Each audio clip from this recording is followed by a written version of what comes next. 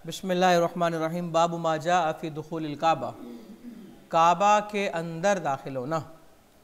इमाम तिरमिज़ी अपनी सनद के साथ बयान करते हैं कि हज़रत अम्मा आयशा रज़ी अल्लाह तआला अन्हा ने फरमाया कि आका अलैहिस्सलातु वस्सलाम मेरे पास से तशरीफ़ लेके गए, दर हाले के क़रीरुल आइनी, आँखें आपकी ठंडी थीं, तय्यिबुन नफ्सी, मजाज अच्छा था, यानी कि खुश होकर गए।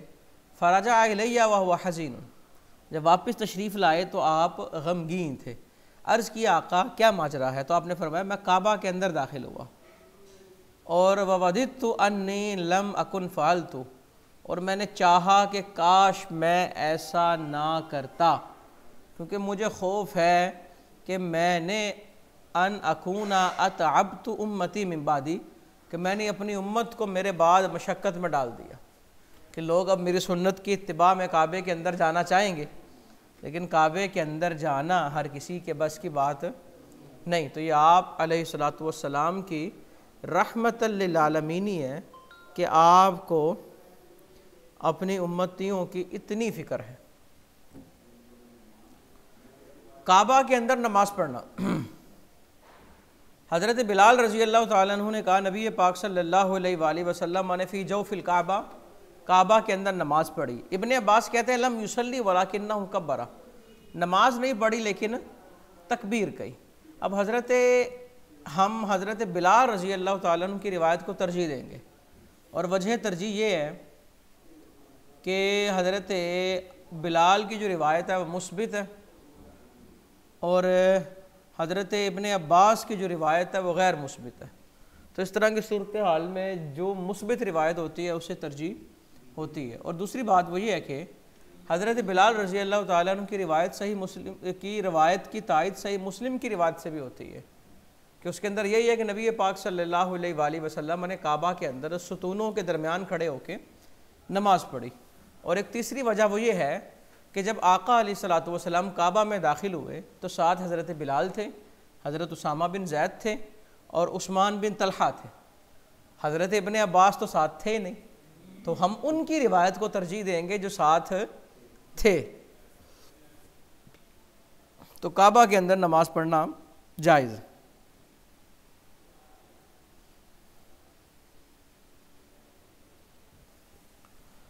फ़ी कसरिल काबा, काबा की तामीर करना।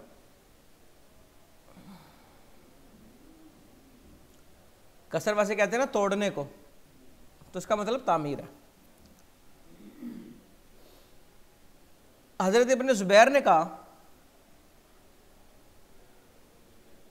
हज़रत इब्ने ज़ुबैर ने असवद बिन यजीद से कहा कि मुझे वो बातें बताओ जो आपको उम्मुल मोमिनीन हज़रत आयशा रज़ी अल्लाह तआला अन्हा ने बताई हैं। तो कहने लगे मुझे बताया आपने कि नबी पाक सल्लल्लाहु अलैहि वसल्लम ने अम्मा आयशा को कहा कि लौला अन्ना कौमकी हदीसु अहदिम बिल जाहिलिया, कि अगर आपकी कौम ज़माना जाहिलियत के बिल्कुल पास ना होती, लहदमतुल काबा, तो मैं काबा को गिरा देता, वजअलतु लहा बाबाइन, और काबे के दो दरवाज़े बनाता। जाहिलियत के करीब, यानी कि अभी नए नए मुसलमान हुए। हमारे यहाँ भी ऐसा होता है ना, कोई ऐसा काम हो जाए, हालांकि जो तौहीन नहीं होता लेकिन उसे तौहीन कह दिया जाता है।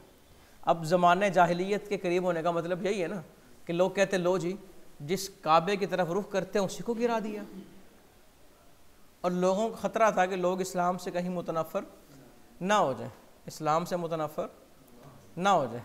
अब देखें जी, किसी मज़ार पे उर्स की तकरीब है और गुस्ल देने के लिए कोई शख्स, वो कब्र तो चूँकि बहुत बड़ी बनाई होती है ना साहिब मज़ार की, वो पत्थर टाइल लगाए होते हैं, तो उसके ऊपर खड़ा होकर अगर गुस्ल देने लगे, ये खबर के ऊपर खड़ा हुआ है और न जाने क्या क्या क्या क्या गुफ्तगू शुरू हो जाएगी। हालांकि कब्र पे खड़ा होना जायज़ नहीं है, कब्र पे खड़ा हो, लेकिन वही लोग कब्रिस्तान जब जनाजा लेके जाते हैं तो ऐन कब्रों के ऊपर बैठ जाते हैं जाके, उस वक़्त जायज़ हो जाता है। तो कुछ चीज़ें होती हैं ज़माना जाहिलियत वाली। और बहुत सारे मामलात इस तरह होते हैं कि लोगों को देखा जाता है कि लोग इसको किस नज़र में और किस अंदाज में देख रहे हैं। अच्छा जी, हुज़ूर अलैहिस्सलातु वस्सलाम ने फरमाया था मैं काबा के कितने दरवाज़े बनाता? 2। जब इब्ने ज़ुबैर को हुकूमत मिली रज़ी अल्लाह तआला अन्हु को, हदमहा, तो उन्होंने काबा गिरा दिया, वजअल लहा बाबैनी, और कितने दरवाजे बनाए? 2 दरवाजे बनाए कि एक तरफ से आते जाएं और दूसरी तरफ से जाते जाएं। 2 दरवाज़ों का मकसद ये था ताकि हर उम्मती को काबे के अंदर जाने का शरफ हासिल हो, मौका मिले। तामीर काबा के 5 मराहिल हैं। सबसे पहले फ़रिश्तों ने तामीर की हज़रत आदम अलैहिस्सलाम के लिए, और ये जो हतीम है ब्रैकेट काबे के बाहर है, इसको काबे के अंदर दाखिल किया। दूसरी तामीर इसकी हज़रत इब्राहीम अलैहिस्सलाम ने की, और हतीम काबे के अंदर था उस वक़्त में।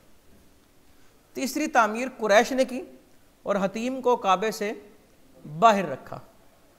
चौथी तामीर हज़रत अब्दुल्ला बिन ज़ुबैर रज़ी अल्लाह तआला अन्हु ने की, और हतीम को काबे में दाखिल कर दिया। 5वीं तामीर हज्जाज बिन यूसुफ ने की, जो चली आ रही है आज तक, और हतीम काबा को काबा से ख़ारिज किया। मकसद उसका यही है कि जो काबे के अंदर नहीं जा सकते वो हतीम में आएँ, क्योंकि ये ऐन काबा ही है, और जिसने हतीम में नमाज़ पढ़ी उसने काबा के अंदर ही नमाज़ पढ़ी। काफ़ी जगह है ये, चूँकि टीवी पे तो बड़ा छोटा सा नज़र आ रहा होता है ना, यहाँ पे कई नमाजी आ सकते हैं और बड़ी आसानी से यहाँ नमाज अदा की जा सकती है। और सुना यही है कि हतीम जहाँ है इसके नीचे कई अंबिया के मज़ारात भी हैं।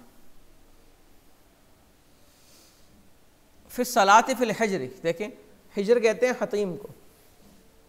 हिजर तो वैसे कहते हैं ना सुराख, वो जो गोल चीज़, लेकिन हिजर का मतलब यहाँ हतीम है।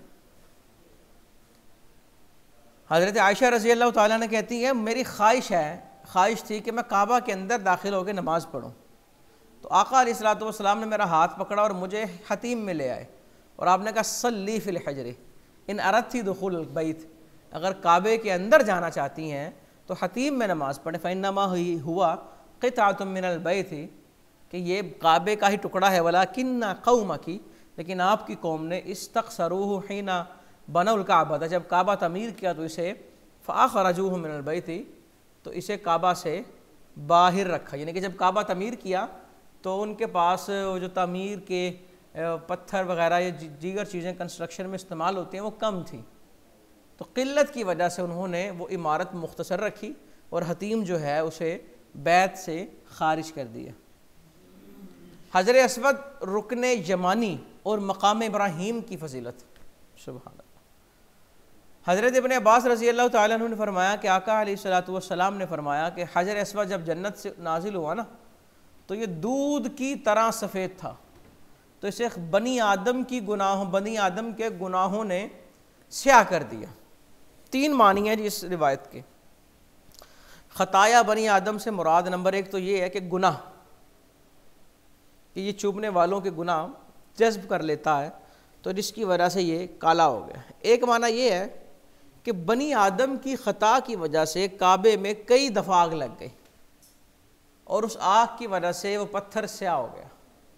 ये मुहद्दिसीन ने लिखा, और मुहद्दिसीन ने एक माना लिखा, कहते हैं ख़ताया से मुराद ये उर्फ़ी गुनाह नहीं है बल्कि एक मखसूस गुनाह है। वो क्या है कि बनी आदम जब इस पत्थर को मस करते थे तो हाथों की नज़ाफ़त का ख्याल नहीं थे करते, तो सफ़ेद था तो वो हाथ गंदे मैले होते थे, उसको छू छू के वो मैला हो गया। ये 3 तरह के मानी इसके मुहद्दिसीन ने बयान किए हैं और तीनों तौजीहात बिल्कुल दुरुस्त है। हज़रत अब्दुल्ला बिन अमर कहते हैं मैंने आका अलैहिस्सलातु वस्सलाम को फरमाते सुना, इन रुकना वल मकामा याकूतानी मिन याकूतिल जन्ना, के रुकने यमानी और मकाम इब्राहीम जन्नत के याकूतों में से याकूत है। तमसल्लाहु नूरहुमा, अल्लाह ने इनका नूर ले लिया वापस, और अगर अल्लाह इनका नूर वापस ना लेता ला अदअता मा बैनल मशरिक़ वल मग़रिब, तो ये मशरिक़ और मग़रिब के दरमियान जो कुछ है सबको रोशन कर देते, यानी कि इतना इनका नूर था। मिना की तरफ जाना और वहाँ क़याम करना, हज़रत इब्न अब्बास कहते हैं कि नबी पाक सल्लल्लाहु अलैहि वसल्लम ने हमें ज़ोहर की, असर की, मगरिब और इशा की नमाज और फजर की पढ़ाई कहाँ?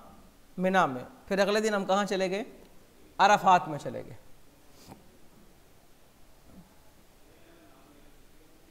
अगली रिवायत भी इसी तरह, उससे अगली रिवायत देखें नहीं, अन्ना मिनन मुनाखुमन सबक, कि मिना में जो पहले आएगा वो वहाँ रहेगा। मिना में पहले से अपने लिए जगहें ख़ास करना ये मुनासिब नहीं। देखें, हज़रत आयशा रज़ी अल्लाह ताला अन्हा से मरवी के सहाबा ने अर्ज़ किया, आका क्या हम आपके लिए मिना में कोई सायादार जगह ना बना दें? आपने कहा ला नहीं, मिनन मुनाखुमन सबक, मिना में जगह उसी को मिलेगी जो पहले आएगा।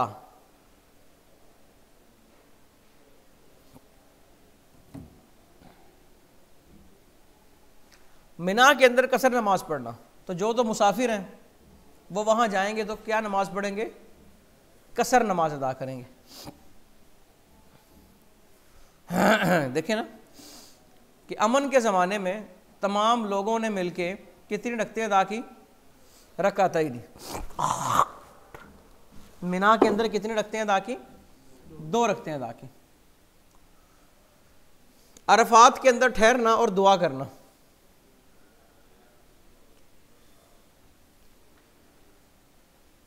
रावी कहते हैं हमारे पास इब्नो मिरबा अंसारी आए और हम दूर दूर होके ना अरफात में बैठे थे, तो कहने लगे मैं तुम्हारे पास रसूलुल्लाह का कासिद बनकर आया हूँ, कून वाला मशाइर, जहाँ जहाँ बैठे हो वहीं बैठे रहो।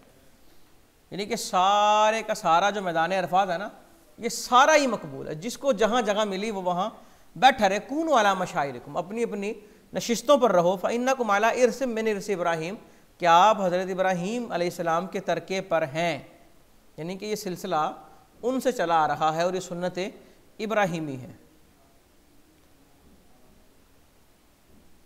अच्छा, हज़रत आयशा रज़ी अल्लाह ताला ने कहती हैं, अच्छा कुरैश के लोग ना, और जो कुरैश के दीन पे थे, हुमुस उन्हें कहते हैं, वो मुज़दलिफ़ा में आते थे और वो अरफा नहीं जाते थे। वो मुज़दलिफ़ा में आते थे और अरफा, वो कहते थे चूँकि हम अल्लाह के घर रहते हैं, मक्का में रहते हैं, तो हमें अरफा में जाने की ज़रूरत ही नहीं है, तो अरफा में वो लोग जाएं जो दूसरे हैं। तो फिर अल्लाह ने कुरान की आयत नाज़िल की, सुम्मा अफ़ीदू मिन हैसु अफ़ादन नास, के वहाँ से निकलो जहाँ से ये लोग निकले हैं। समझ आई ना कि हुक्म अरफा में जाने की जो फजीलत है वो सब के लिए, और सब ने जाना ही जाना है अरफा में। क्लियर होगी बात ये भी। अन्न अरफात कुल्लहा मौक़िफ़ुन, सारे का सारा मैदान अरफात जो है वो मौक़िफ़ है। मौक़िफ़ का मतलब ठहरने की जगह। ये देखे, फ़क़ाला हाज़िही अरफ़ा व हुवल मौक़िफ़ु व अरफ़तु कुल्लुहा मौक़िफ़ुन सुम्मा फ़ादा हीना ग़रबत शम्सु वरदफ़ा उसामत बिन ज़ैदिन व जअला युशीरु बियदी अला हियति वन्नासु यदरिबून यमीनन व शिमालन यल्तफ़ितु इलैहि व यक़ूलु या अय्युहन्नासु अलैकुमुस सकीना सुम्मा अता जमअन फ़सल्ला बिहिमुस सलातैन जमीअन फ़लम्मा अस्बहा अता क़ुज़हा फ़वक़फ़ अलैहि फ़क़ाला हाज़ा क़ुज़हु व हुवल मौक़िफ़ु व जमअन कुल्लुहा मौक़िफ़ुन। अब ये सारा बता रहे हैं। सुम्मा फ़ादा हत्ता इंतहा इला वादी मुहस्सिरिन फ़क़रअ नाक़तहु फ़ख़ब्बत हत्ता जावज़ल विदा फ़वक़फ़ व अर्दफ़ल फ़दल सुम्मा अतल जमरता फ़रमाहा सुम्मा अतल मनहरा फ़क़ाला हाज़ल मनहरु व मिनन कुल्लुहा मनहरुन, के सारे का सारा मिना क़ुरबान गाह है, कहीं पर भी क़ुरबानी की जा सकती है। वस्तफ़्ततहु जारियतुन शाबतुन मिन ख़सअमिन फ़क़ालत इन्ना अबी शेख़ुन कबीरुन फ़क़द अदरक्तहु फ़रीदतुल्लाहि फ़िल हज्ज अफ़युज्ज़िउ अन अहुज्ज अन्हु फ़क़ाला हुज्जी अन अबीकी।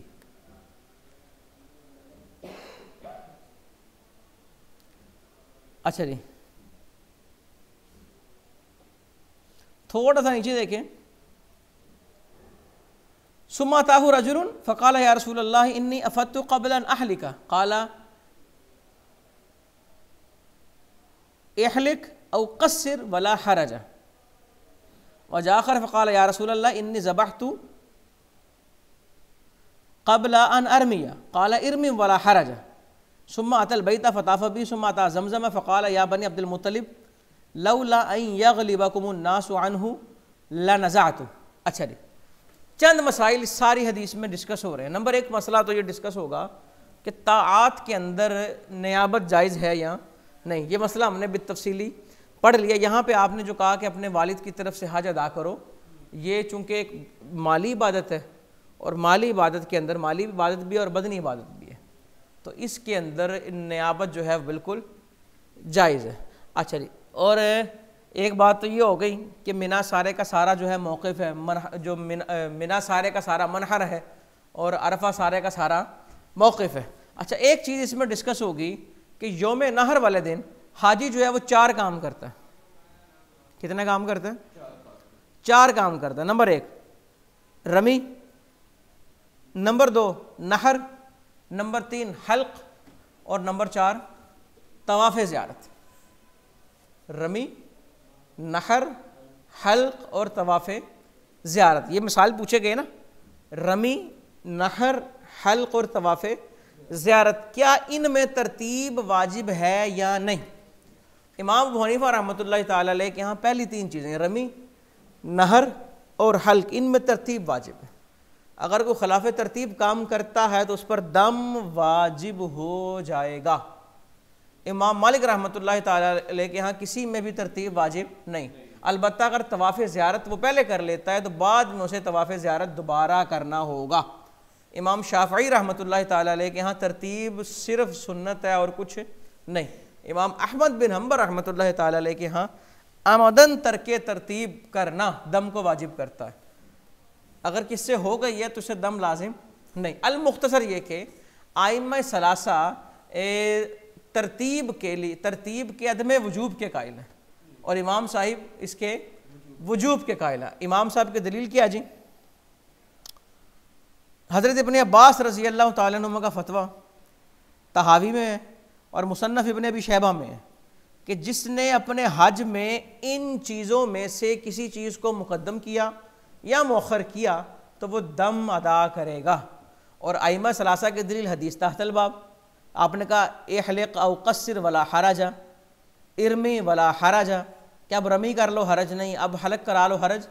तो ला हरजा का माना ये है कि गुनाह नहीं है। ला हरजा का मतलब ये नहीं है कि दम लाजिम नहीं हुआ, मतलब ये है कि ख़तान ऐसा हो गया है अब उसका गुनाह नहीं है, लेकिन उसका जो जिनायत लाजिम आ रही है, जो दम लाजिम आ रहा है, वो अदा करना ही करना है। ठीक है, और बाकी सारी रिवायत आपके सामने है और बित तफसील है कि नबी पाक सल्लल्लाहु अलैहि वसल्लम जब फ़लाँ जगह से फ़लाँ जगह गए तो किसको अपने साथ बिठाया और किन को सवार किया। फिल इफ़ादती मिन अरफ़ातिन,